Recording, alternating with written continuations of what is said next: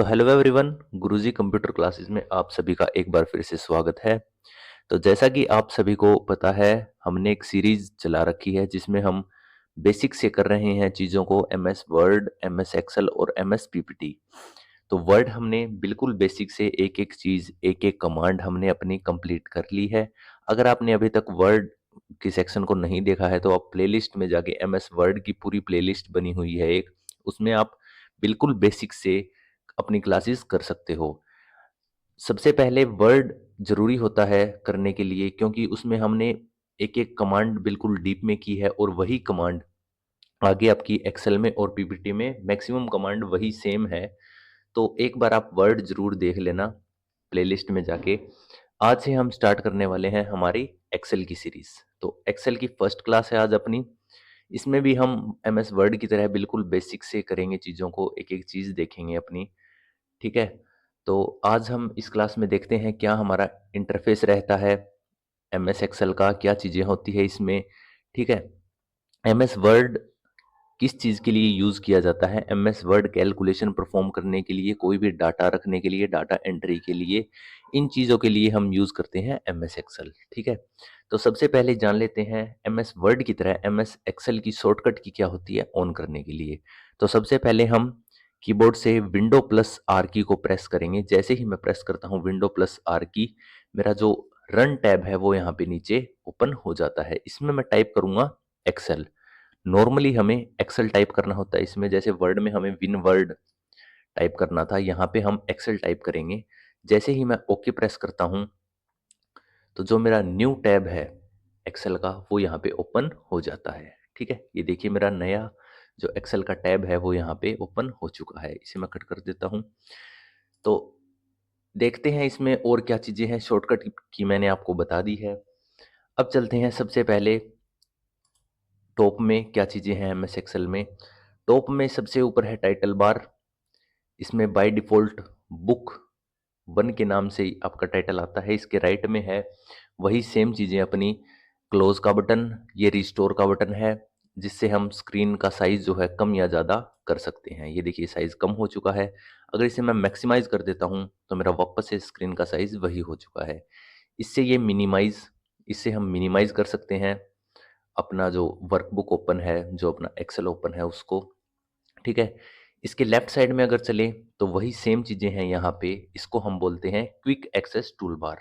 Quick access toolbar में यहाँ पे अंडो और रीडो 2 मेरे जो कमांड है वो शो हो रही है। अंडो की जो शॉर्टकट की होती है वो कंट्रोल प्लस जेड होती है और जो रीडो की शॉर्टकट की होती है वो होती है कंट्रोल प्लस वाई।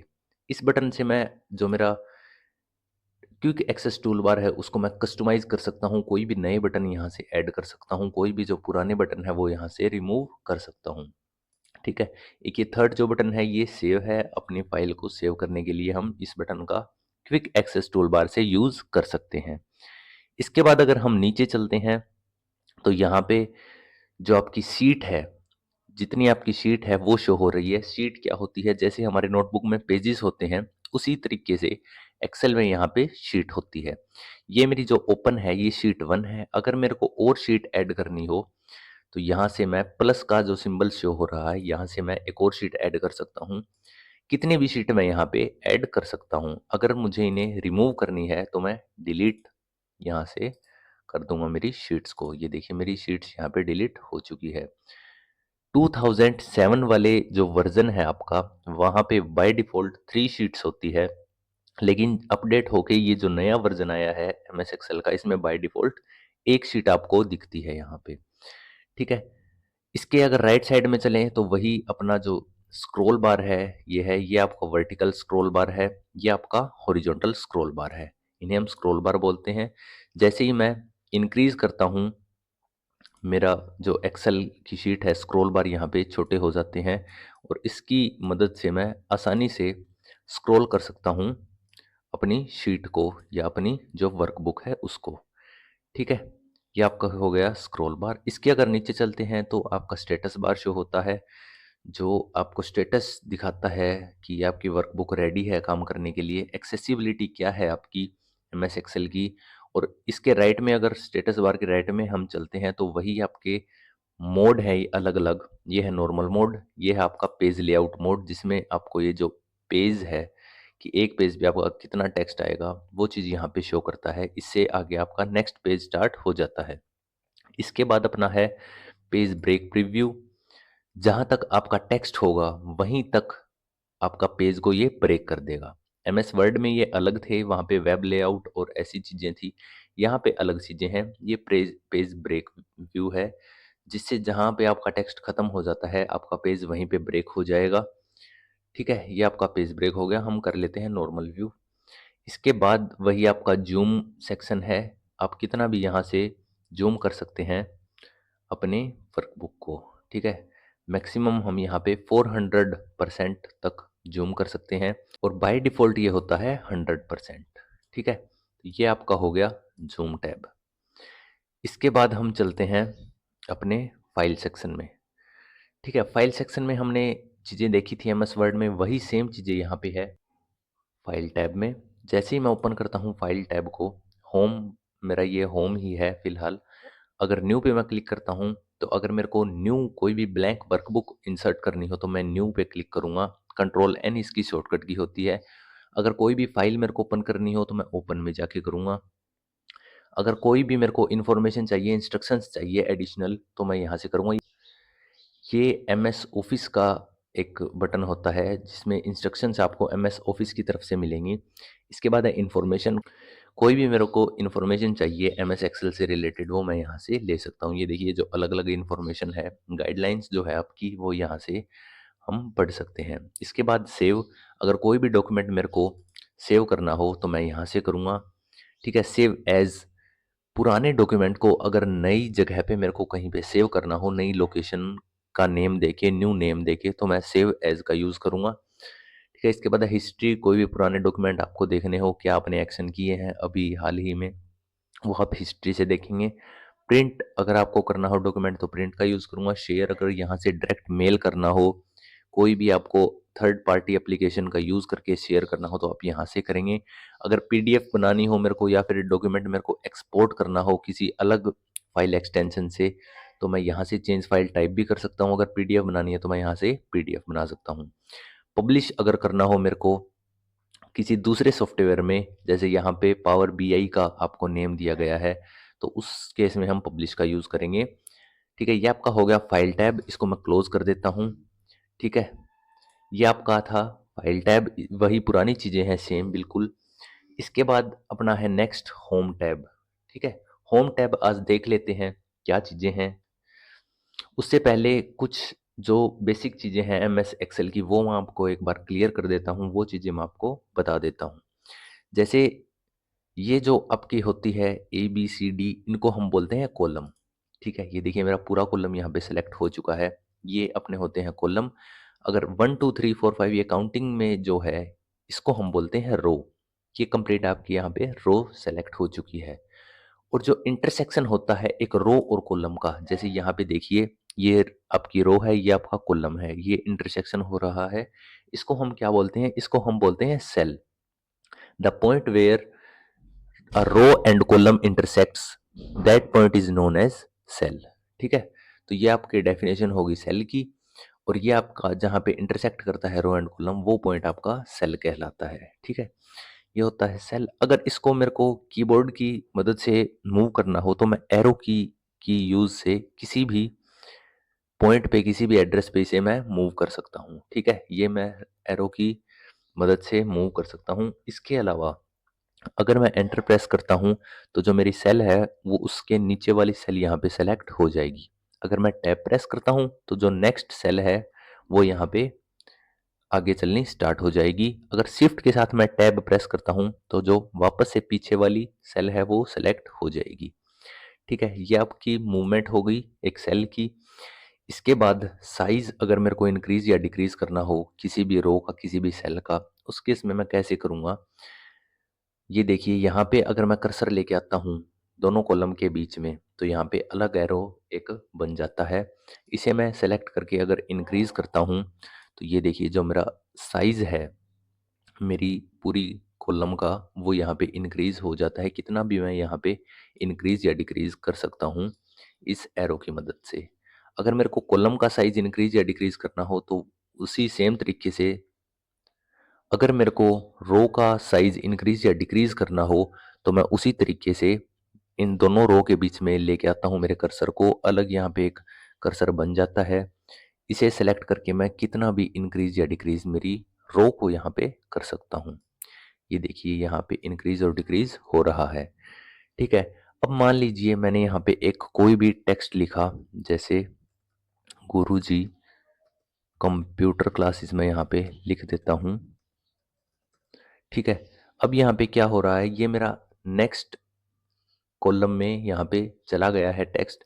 अगर मेरे को मान लीजिए इसे फिट करना है तो मैं क्या करूँगा, जहाँ पे मेरा टेक्स्ट जिस भी कॉलम में है वहाँ पे मैं लेके जाऊँगा कर्सर को, और यहाँ पे मैं डबल क्लिक जैसे ही करता हूँ तो ऑटो फिट यहाँ पे हो जाता है मेरा जो भी टेक्स्ट है। ठीक है, ये आपका होता है ऑटो फिट। इसी तरीके से अगर जैसे मान लीजिए इस रो में मेरा जो टेक्स्ट है उससे ज़्यादा स्पेस है तो मैं यहाँ पे ले जाके और डबल क्लिक करूँगा, जहाँ पे मेरा टेक्स्ट ख़त्म होता है वहाँ पे ले जाके जैसे ही मैं डबल क्लिक करता हूँ तो ये देखिए ऑटो फिट यहाँ पे ये रो मेरी हो चुकी है। इस तरीके से हम यूज़ करते हैं ऑटो फिट का जो आपका ऑप्शन है उसको। ठीक है, ये मैंने आपको बता दिया साइज इंक्रीज डिक्रीज कैसे करते हैं, ऑटो फिट हम कैसे कर सकते हैं चीज़ों को। इसके बाद हम आगे एक चीज़ और देखते हैं इसमें। अगर मान लीजिए इन मैं थोड़ा आगे कर देता हूँ आपके लिए। ये जितने भी मेरे कॉलम हैं, इनका सभी का साइज़ मेरे को एक साथ इंक्रीज़ या डिक्रीज़ या सभी का एक जैसा साइज़ बनाना है। तो मैं पहले इनको सेलेक्ट कर लूँगा। सेलेक्ट करने के बाद जैसे ही मैं यहाँ पे लेके जाता हूँ, किसी भी कॉलम के एंड में या स्टार्टिंग में आप लेके जा सकते हैं अपने कर्सर को। जैसे मान लीजिए मैं इस कॉलम में लेके जाता हूँ और इसे जैसे ही मैं डिक्रीज़ कर देता हूँ, मान लीजिए ये साइज़ मेरे को रखना है सभी कॉलम्स का। जैसे ही मैं इसे ड्रॉप करता हूँ, मेरी जो लेफ्ट बटन है मेरे माउस का, तो ये देखिए सभी का साइज़ जितने मेरे सेलेक्टेड कॉलम थे, उनका एक जैसा यहाँ पे हो चुका है। अगर इंक्रीज़ करना है तो कितना भी आप इंक्रीज़ यहाँ से कर सकते हो। ये देखिए सारे के सारे कॉलम मेरे इंक्रीज़ हो चुके हैं। इसी तरीके से अगर रोज़ को मेरे को सभी का साइज़ एक जैसा करना हो तो मैं पहले उन्हें सेलेक्ट करूँगा। उसके बाद मान लीजिए इतना साइज़ मेरे को रखना है, डिक्रीज़ करता हूँ मैं साइज़, तो किसी भी एक को पकड़कर मैं उसका साइज़ डिक्रीज़ करूँगा, किसी भी एक रो को, तो सारी की सारी रो मेरी यहाँ पे डिक्रीज़ हो चुकी है। अगर मैं किसी भी एक रो को इंक्रीज़ करता हूँ तो सारी रोज़ मेरी यहाँ पे एक साथ इंक्रीज़ हो चुकी है। ये काम होता है आपका जब कंप्लीट रोज़ या कॉलम, कई सारी रो या कॉलम को आपका साइज़ सेट करना हो, उस केस में हम यूज़ करते हैं अपनी सेलेक्ट करके रो या कॉलम को और उसका साइज़ हम सेट करते हैं। इसके बाद जो आपका एमएस एक्सेल है वो एक बहुत ही ज़्यादा स्मार्ट एप्लीकेशन डिज़ाइन की गई है। जैसे मान लीजिए यहाँ पे मैं 1 लिखता हूँ, एंटर प्रेस करके 2 लिखता हूँ, तो अब ये जो आपका एमएस एक्सेल है वो समझ चुका है कि आप क्या करना चाहते हो, क्या मतलब 1, 2 इस सीरीज़ में आप काउंटिंग लिखना चाहते हो, तो मैं इन्हें सेलेक्ट करता हूँ।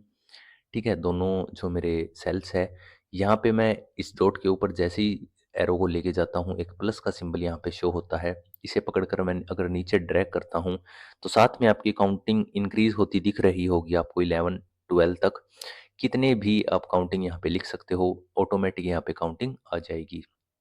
इसी तरीके से अगर मेरे को पूरे वीक यहाँ पे लिखने हो, जैसे पूरे भी नहीं, अगर मैं शॉर्ट में भी लिखता हूँ, संडे, मंडे, ठीक है? तो इसी तरीके से अब ये यहाँ पे इन्हें मैं सेलेक्ट करूँगा और इस एरो को मैं आगे जैसे ही लेके जाता हूँ, तो ये देखिए अपने आप यहाँ पे ये जो मेरे कंप्लीट डेज़ हैं, वो यहाँ पे सैटरडे तक आ चुके हैं। इसके बाद अगर मैं और आगे ड्रैग करूँगा तो क्या होगा? तो यही सेम रिपीट होना स्टार्ट हो जाएँगे आगे। ये देखिए फिर से रिपीट होना स्टार्ट हो गए हैं। इसी तरीके से अगर कंप्लीट मेरे को लिखना हो संडे, मंडे, ठीक है, तो उन्हें भी मैं लिख सकता हूँ यहाँ पे एमएस एक्सेल की मदद से। ये देखिए यहाँ पे कंप्लीट नेम यहाँ पे अब आ चुके हैं। अगर मंथ लिखने हो मेरे को जनवरी और फ़रवरी, तो इसी तरीके से इन्हें भी मैं जैसे ही यहाँ से पकड़ कर ड्रैग करता हूँ आगे, तो मेरे सारे के सारे मंथ यहाँ पे शो होने स्टार्ट हो चुके हैं।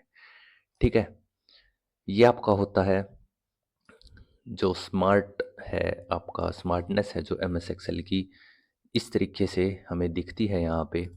ठीक है, अगर मान लीजिए यही सेम चीज़ें मेरे को आगे लिखनी है अकाउंटिंग में, तो जैसे ही मैं इंक्रीज़ करता हूँ तो इनकी कॉपी यहाँ पे हो जाती है। अब जैसे यहाँ पे मैं 2 4 ठीक है, और 6 यहाँ पे लिख लेता हूँ। जैसे 2 की टेबल मैंने यहाँ पे लिखी, यहाँ पे 3 6 और मैं 9 यहाँ पे लिख लेता हूँ। इस केस में क्या होगा, इन्हें मैं सेलेक्ट करता हूँ तो जो आगे की मेरी टेबल है वो ऑटोमेटिक यहाँ पे स्टार्ट हो जाएगी। और अगर राइट साइड में इन्हें ड्रैग करता हूँ तो ये देखिए 4 की 5 की यहाँ पे ऑटोमेटिक टेबल आगे कितनी भी मैं यहाँ पे लिख सकता हूँ टेबल को। ये देखिए आगे मेरी कंप्लीट टेबल यहाँ पे आनी स्टार्ट हो चुकी है। तो इस तरीके से हम कितने भी ड्रैग कर सकते हैं चीज़ों को। अब मान लीजिए इनका साइज़ मेरे को एडजस्ट करना है, जितना स्पेस इन्होंने यूज़ किया है, यहाँ पे फ्री स्पेस मैं नहीं रखना चाहता। तो वही सेम तरीका है मेरा। पहले मैं पूरे जो मेरे कॉलम है उन्हें सेलेक्ट करूँगा। सेलेक्ट करने के बाद एक पे भी मैं अगर डबल क्लिक कर देता हूँ तो सारे के सारे यहाँ पे ऑटो फिट मेरे हो चुके हैं। ठीक है, इस तरीके से आप ऑटो फिट कर सकते हो जितना आपको स्पेस रिक्वायर्ड है उस अकॉर्डिंग।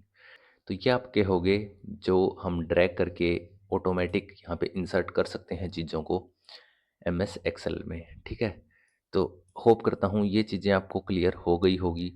इसके बाद हम अपने चलते हैं होम टैब में। स्टार्ट करते हैं अपना होम टैब। होम टैब में क्या चीज़ें हैं, वही सेम मैं कहूँगा कुछ चीज़ें यहाँ पे एम एस वर्ड वाली है। तो आइए देख लेते हैं। जैसे मान लीजिए ये मेरा टेक्स्ट है, यहाँ से मेरे को कट करना है। तो ये देखिए यहाँ पे ब्लिंकिंग शो हो रही है, कट नहीं हुआ है जब तक मैं कहीं और पे इसे पेस्ट नहीं कर दूंगा। अगर यहाँ पे पेस्ट करना है तो मैं पेस्ट का यूज़ करूँगा, तो यहाँ से कट होकर टेक्स्ट मेरा यहाँ पे आ चुका है। ठीक है, इसके बाद चलते हैं कॉपी में। कॉपी अगर करना हो तो मैं इसे पहले सेलेक्ट करूँगा, कॉपी यहाँ पे करूँगा। अगर इस सेल में कॉपी करना हो मुझे तो मैं यहाँ पे पेस्ट की कमांड यूज़ कर लूँगा। तो यहाँ पे मेरी पेस्ट हो चुकी है। फॉर्मेट पेंटर का क्या काम है, आइए देख लेते हैं इसे भी। अगर मान लीजिए यहाँ पे मैंने कोई भी वर्ड टाइप कर दिया, ठीक है, और इसका मैंने साइज़ भी इंक्रीज़ हम इसे इसका कर लेते हैं। सेलेक्ट करूँगा मैं इसे, साइज़ इंक्रीज़ मैंने यहाँ पे इसका कर लिया, कलर मैंने यहाँ पे इसका रेड कर दिया, बोल्ड कर दिया, अंडरलाइन कर दिया और इटैलिक कर दिया। ठीक है, अब मान लीजिए यही सेम फॉर्मेटिंग मेरे को कहीं और लगानी है तो मैं इसे सेलेक्ट करूँगा। तो पहले मैं इस सेल को सेलेक्ट करूँगा, फॉर्मेट पेंटर को यहाँ पे यूज़ करूँगा। ये मेरा देखिए ब्लिंकिंग शो हो चुकी है इस सेल में।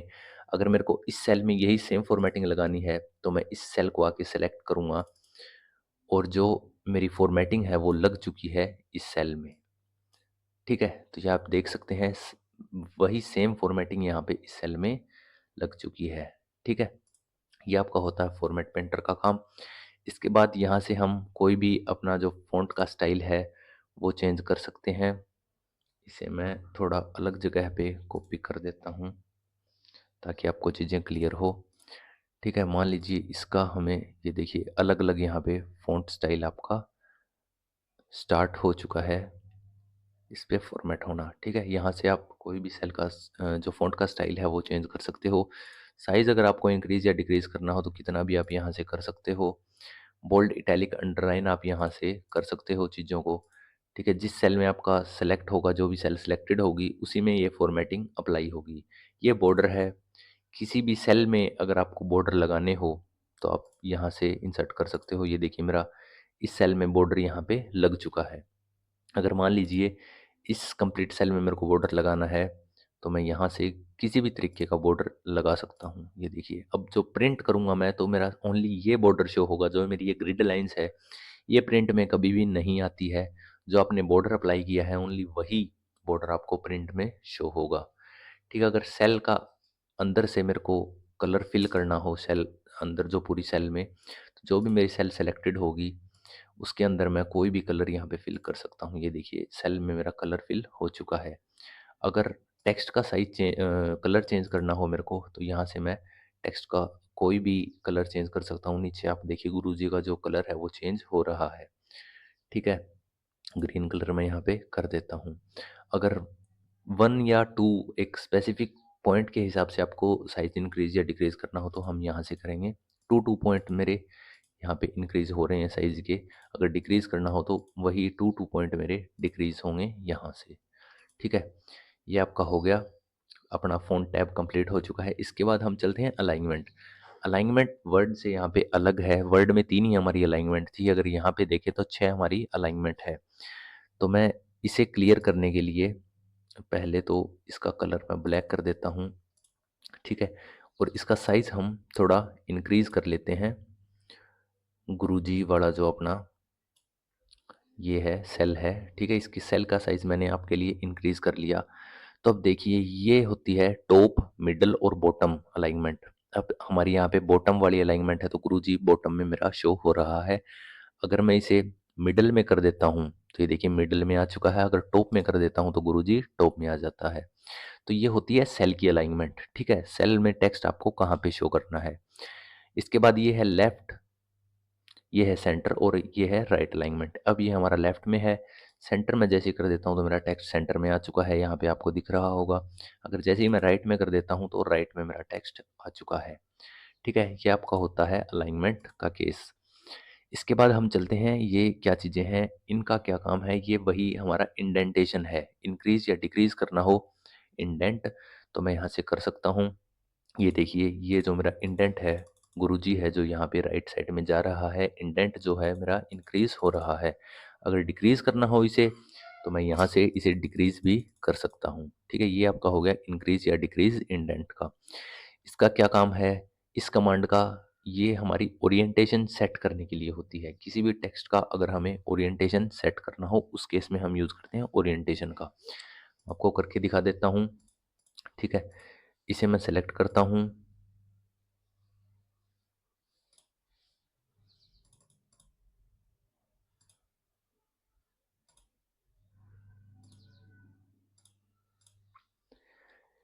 ठीक है?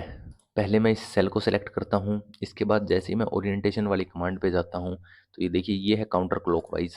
ये देखिए जो काउंटर क्लॉकवाइज़ वाली शेप है उसमें आपका टेक्स्ट ओरिएंट हो चुका है।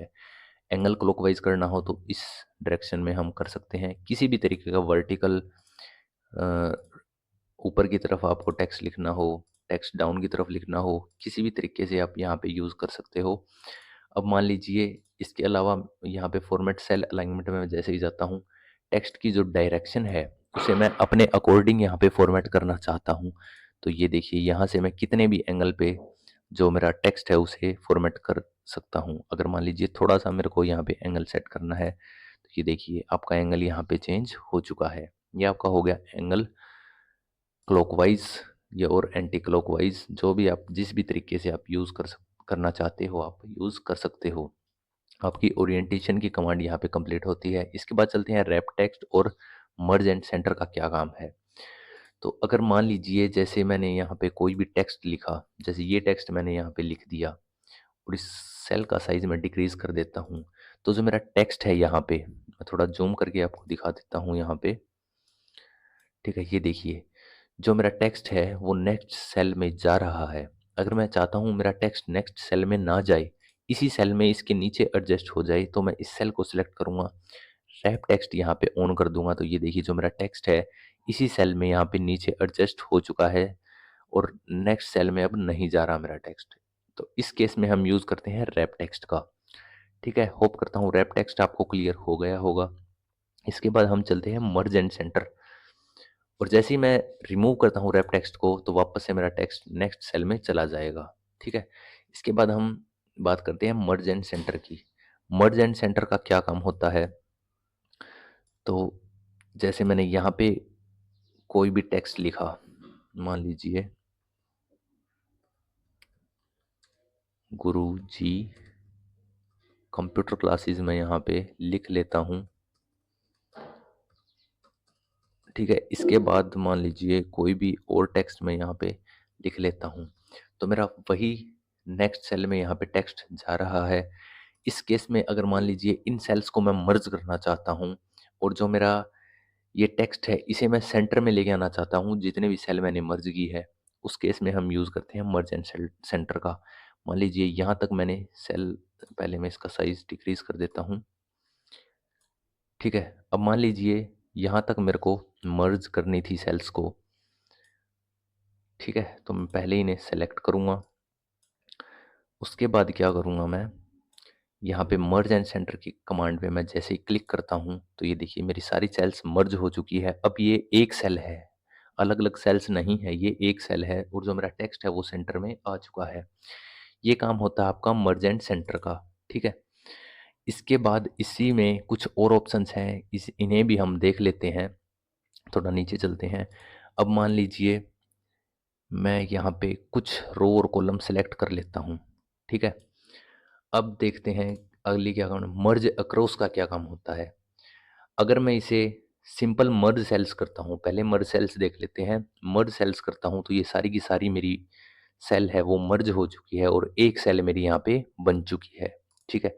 अनमर्ज अगर इसे मैं कर देता हूँ तो सारी की सारी सेल मेरी अनमर्ज हो जाएगी, जो भी मेरी सेलेक्टेड सेल है, और वापस से उसी फॉर्म में आ जाएगी जो हमने पहले ही से कर रखी थी, ठीक है। ये आपका हो गया मर्ज एंड अनमर्ज सेल।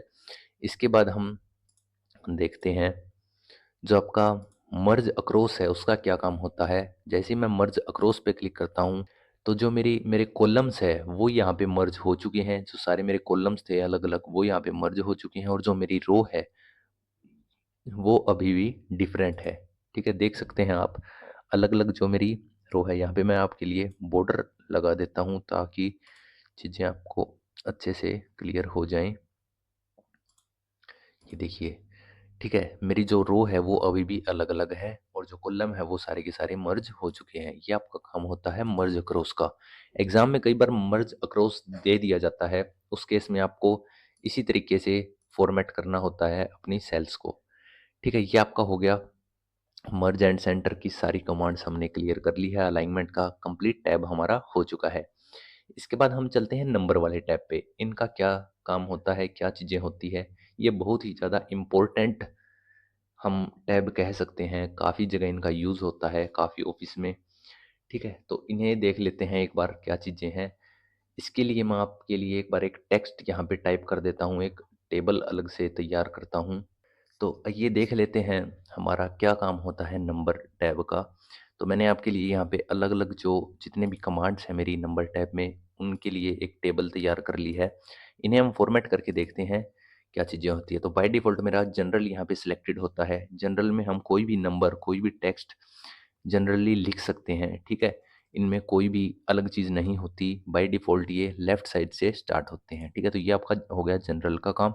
अगर नंबर में मेरे को कुछ भी लिखना हो यहाँ पे, तो नंबर फॉर्मेट आपका अलग होता है, ठीक है। मान लीजिए यहाँ पे मैंने कोई भी नंबर लिखा, ठीक है। इसे मैं फॉर्मेट करना है, जैसे मान लीजिए नंबर फॉर्मेट में, तो यहाँ पे मैं जाऊँगा इस एरो पे, नंबर यहाँ पे सेलेक्ट करूँगा। तो ये देखिए जो डेसिमल है मेरे, जैसे नंबर हम लिखते हैं तो उनमें डेसिमल होते हैं, तो डेसिमल फॉर्मेट यहाँ पे आ चुका है। अगर मान लीजिए और ज़्यादा मेरे को इसे एडिट करनी है और ज़्यादा फॉर्मेटिंग लगानी है, तो मैं जाऊँगा मोर नंबर फॉर्मेट में। यहाँ से अगर मान लीजिए 3 डेसिमल प्लेस मेरे को यहाँ पे शो करने हैं, तो 3 डेसिमल प्लेस मैं यहाँ पे लिख दूँगा और जैसे ही ओके प्रेस करता हूँ तो ये जो आपका साइज़ है सेल का छोटा है, इस वजह से ये इस तरह के हैशटैग यहाँ पे शो कर रहा है। साइज़ में जैसे इंक्रीज़ करता हूँ, तो ये देखिए मैं सभी के साइज़ पहले इंक्रीज़ कर लेता हूँ थोड़े, ताकि हमें दिक्कत ना हो चीज़ों को समझने में, ठीक है।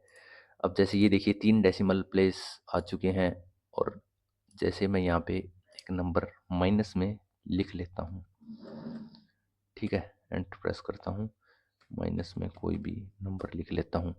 अब देखिए ये आपके नॉर्मल है, जनरल है, जनरल यहाँ पे आपको शो हो रहा है, और ये जो है वो नंबर फॉर्मेट में है। इन्हें भी मैं अगर नंबर फॉर्मेट में करता हूँ, ये देखिए नंबर में जैसे ही जाता हूँ मैं, अगर आपको थाउजेंड सेपरेटर यूज़ करना हो, जैसे जैसे रुपीज़ हम लिखते हैं, कोई भी काउंटिंग लिखते हैं, तो आप हम 3 जो अपने वर्ड होते हैं पीछे से, उसके बाद हम कोमा लगाते हैं, वो वाली चीज़ आपको यूज़ करनी हो, तो आप यूज़ थाउजेंड सेपरेटर पे जैसे ही क्लिक करते हो, तो ये देखिए यहाँ पे कोमा शो हो रहे हैं, ठीक है।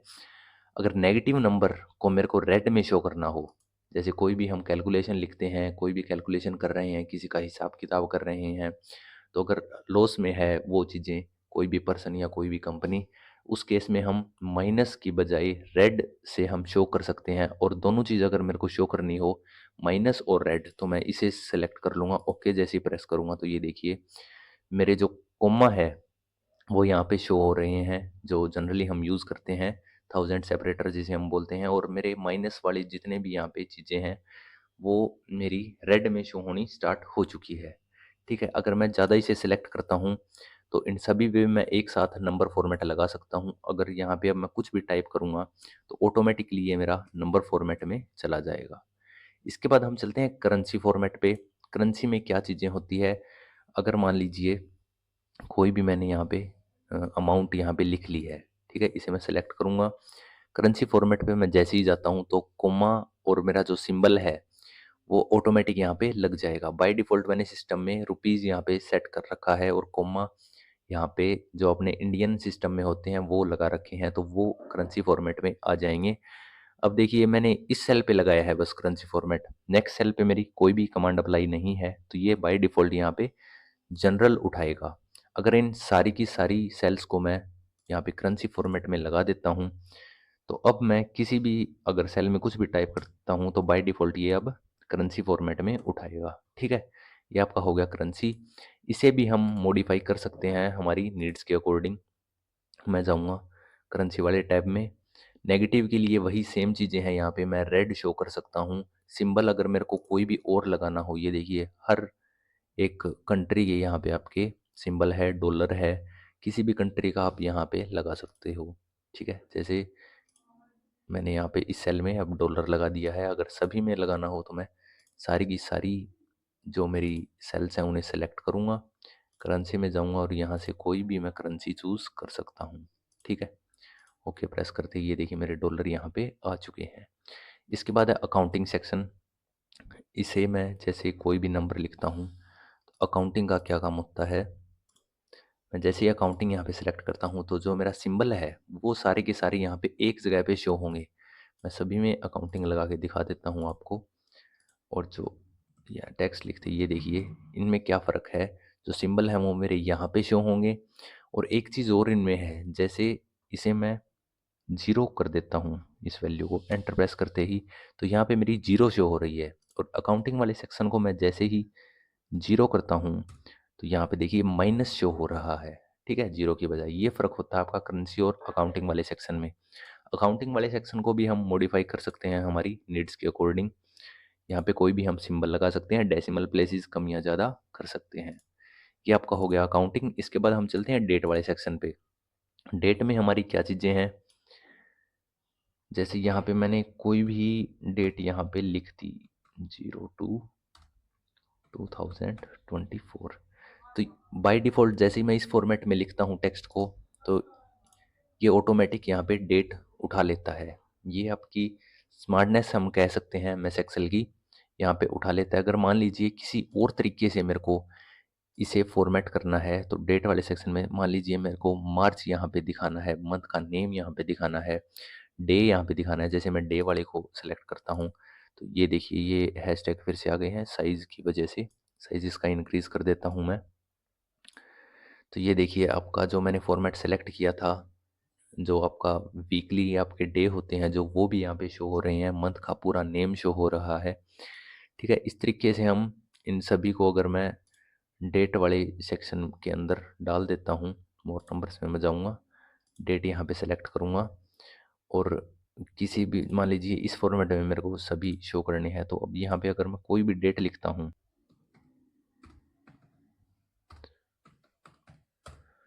देखिए अब मैंने नॉर्मल लिखा था, डे वगैरह जो आपका नेम है मंथ का वो नहीं लिखा था, तो यहाँ पे ऑटोमेटिक इसने जो हमने फॉर्मेट सेलेक्ट किया था वो उठा लिया है। ये आपका होता है डेट वाला सेक्शन। इसके बाद हम चलते हैं टाइम सेक्शन में। टाइम में जैसे यहाँ पे मैं पहले ही इन्हें फॉर्मेट कर देता हूँ सेल्स को टाइम फ्रेम के अकॉर्डिंग। अब ये मेरे टाइम के अकॉर्डिंग सेलेक्ट हो चुके हैं। जैसे ही मैं यहाँ पे कोई भी टाइम लिखता हूँ तो ये देखिए मेरे सेकंड वगैरह सब कुछ ऑटोमेटिकली यहाँ पे शो होने स्टार्ट हो चुके हैं। ठीक है, ये देखिए जैसे यहाँ पे 1 बजे दोनों फॉर्मेट यहाँ पे शो होंगे आपके 24 आवर्स का जो फॉर्मेट होता है और 12 आवर्स का जो फॉर्मेट होता है दोनों। अगर इन्हें मॉडिफाई करना हो तो पहले हम इन्हें सेलेक्ट करेंगे और मैं जाऊँगा मोर नंबर फॉर्मेट में। टाइम ये देखिए अलग-अलग तरीके का आपका जो टाइम है वो एएम पीएम अगर आपको लगाना हो साथ में, वो भी आप यहाँ पे यूज़ कर सकते हो। सेकंड अगर आपको लिखनी हो तो वो भी आप लिख सकते हो। ये देखिए एएम पीएम यहाँ पे शो होने स्टार्ट हो चुके हैं, ठीक है? ये आपका होता है टाइम का सेक्शन। इसके बाद काफ़ी बच्चों के डाउट होते हैं सर परसेंटेज हम कैसे लगाएँ? क्या हमें मैनुअली हर बार परसेंटेज जो अपना कीबोर्ड से है वो टाइप करना पड़ेगा? शिफ्ट के साथ 5 प्रेस अगर हम करते हैं तो हमारा परसेंटेज का सिंबल शो होता है। तो इस केस में ये देखिए जैसे ही मैं इन सभी सेल्स को सिलेक्ट करके और परसेंटेज फॉर्मेट कर देता हूँ, तो अब मैं इनमें कोई भी टेक्स्ट लिखता हूँ तो ऑटोमेटिकली ये परसेंटेज को उठा लेता है, ठीक है? ये आपका हो गया परसेंटेज। अगर इन्हें मॉडिफाई करना हो, डेसिमल कम ज़्यादा मेरे को यहाँ पे लगाने हो, तो मैं परसेंटेज से कितने भी डेसिमल यहाँ पे लगा सकता हूँ। 5 डेसिमल यहाँ पे मेरे आ चुके हैं। इसके बाद हम चलते हैं फ्रैक्शन में। फ्रैक्शन का क्या काम होता है? जैसे मान लीजिए कोई भी मैं यहाँ पे पॉइंट में चीज़ों को मेंशन करता हूँ 0.8, ठीक है? अगर इन्हें मेरे को फ्रैक्शन में शो करना हो, तो मैं यहाँ पे इन्हें सेलेक्ट करके फ्रैक्शन पे क्लिक करूँगा तो ये देखिए फ्रैक्शन में चीज़ें मेरी आ चुकी है। इसके अंदर और भी काफ़ी चीज़ें होती है, अलग-अलग टाइप के अगर बड़े नंबर्स के आपको फ्रैक्शन शो करने हो तो ये देखिए अप टू 3 डिजिट, हाफ्स, 8, 16 किसी भी तरीके से आपको अगर शो करने हो तो फ्रैक्शन आप लिख सकते हो। ये देखिए मैंने दूसरा फॉर्मेट यहाँ पे जैसे ही सेलेक्ट किया तो मेरे फ्रैक्शन का जो फॉर्मेट है वो चेंज हो चुका है। इसके बाद हम चलते हैं साइंटिफिक। साइंटिफिक आपकी एक एक्सेल की स्पेशल लैंग्वेज होती है। अगर मैं कोई भी बड़ा टेक्स्ट यहाँ पे लिखता हूँ, मान लीजिए ये मैंने नंबर्स लिखे काफ़ी बड़े, तो ये देखिए ऑटोमेटिक यहाँ पे उठा लिया है इसने फर्स्ट वाले को साइंटिफिक लैंग्वेज में, ठीक है? और इसके बाद मैं कुछ और नंबर्स यहाँ पे टाइप करता हूँ। मान लीजिए इन सभी को मेरे को साइंटिफिक लैंग्वेज में लिखना हो, तो मैं इन्हें क्या करूँगा, साइंटिफिक पे जैसे ही क्लिक करता हूँ तो ये देखिए इस जैसे सभी जो मेरे नंबर्स थे, बड़े नंबर्स थे, उन्हें साइंटिफिक लैंग्वेज में इसने उठा लिया है। ये आपकी होती है साइंटिफिक लैंग्वेज। इसे भी हम मॉडिफाई कर सकते हैं अलग-अलग तरीके से। साइंटिफिक में मैं जाऊँगा, डेसिमल प्लेसेस हम इसके चेंज कर सकते हैं। सैंपल आपको यहाँ पे शो कर रहा है किस तरीके से आपकी जो लैंग्वेज है वो शो होगी। टेक्स्ट हमारा जो हम लिखते हैं नॉर्मल लेटर्स, अल्फ़ाबेट्स लिखते हैं, तो जो बाय डिफ़ॉल्ट आपका टेक्स्ट होता है वो हमेशा लेफ्ट साइड से स्टार्ट होता है और नंबर जो होता है एक्सेल में वो राइट साइड से स्टार्ट होता है। जैसे मैंने ये नंबर लिखा यहाँ पे, तो ये देखिए ऑटोमेटिक ये राइट साइड में चला गया। इस अगर इसे मैं एज़ अ टेक्स्ट फॉर्मेट करता हूँ, तो ये देखिए मेरा लेफ्ट साइड में आ जाएगा। ये आपका टेक्स्ट है और नंबर अगर जैसे मैं लिखता हूँ, तो ये मेरा राइट साइड में चला गया। ठीक है? तो ये आपका होता है टेक्स्ट और नंबर में डिफ़रेंस। ठीक है? इसे भी मैं अगर ऐसा टेक्स्ट फॉर्मेट कर देता हूँ, तो ये मेरा लेफ्ट साइड में आ चुका है। ठीक है? ये आपका हो गया अगर नंबर्स को भी मेरे को टेक्स्ट के रूप में शो करना हो उस केस में। एक चीज़ और मैं आपको यहाँ पे दिखाता हूँ, जैसे मान लीजिए 40 मैंने लिखा, उसके बाद 40 लिखा और उसके बाद एक बार और 40 लिखा। तो इस केस में ये मेरा जो ये अब है नंबर है, अगर इस पे मैं फ़ॉर्मूला अप्लाई करता हूँ, तो यहाँ पे मेरा लग जाएगा फ़ॉर्मूला। सम का मैं लगा देता हूँ फ़ॉर्मूला, एंटर प्रेस करते ही ये देखिए मेरा फ़ॉर्मूला यहाँ पे लग चुका है, ठीक है? इसे मैं एक बार के लिए डिलीट कर देता हूँ, एक नई चीज़ आपको दिखाता हूँ। अब इन्हें मैं एज़ अ टेक्स्ट फ़ॉर्मेट कर देता हूँ, तीनों जो मेरे नंबर्स हैं, ये मैंने टेक्स्ट फ़ॉर्मेट कर दिया है और ये मेरे लेफ़्ट साइड में आ चुके हैं। अब आपको एक नई चीज़ दिखाता हूँ, अब जैसे ये मेरा जो नंबर्स हैं, ये मेरे लेफ़्ट साइड में है, तो इसका मतलब ये मेरे टेक्स्ट है, ऐसा टेक्स्ट फ़ॉर्मेटेड है। अगर इन पे मैं फ़ॉर्मूला लगाने की ट्राई करता हूँ, इज़ इक्वल टू इसको मैं सेलेक्ट करके प्लस करता हूँ, इसको भी प्लस कर देता हूँ और इसको भी मैं प्लस कर देता हूँ और एंटर जैसे ही प्रेस करता हूँ, ये देखिए जो मेरा फ़ॉर्मूला है वो यहाँ पे नहीं लगा है। इसका क्या मतलब है, टेक्स्ट पे आपका कभी भी फ़ॉर्मूला अप्लाई नहीं होता, आपका फ़ॉर्मूला हमेशा नंबर्स पे जो लगता है, ठीक है? ये आपका एक नई चीज़ थी आपको बताने के लिए, काफ़ी टीचर्स भी नहीं बताते ये चीज़, ठीक है? तो ये टेक्स्ट पे कभी भी फ़ॉर्मूला अप्लाई नहीं होता, हमेशा जो नंबर्स पे है वो आपका फ़ॉर्मूला अप्लाई होगा। इसके बाद हम नेक्स्ट चलते हैं मोर नंबर फॉर्मेट में देखते हैं, तो स्पेशल और कस्टम 2 चीज़ें हमारी है। स्पेशल का क्या काम होता है? स्पेशल हमें कोई भी स्पेशली टेक्स्ट फॉर्मेट करना हो, मैन्युअली हमें कुछ भी बनाना हो टेक्स्ट के लिए, उस केस में हम स्पेशल का यूज़ करते हैं। कस्टम का क्या काम होता है?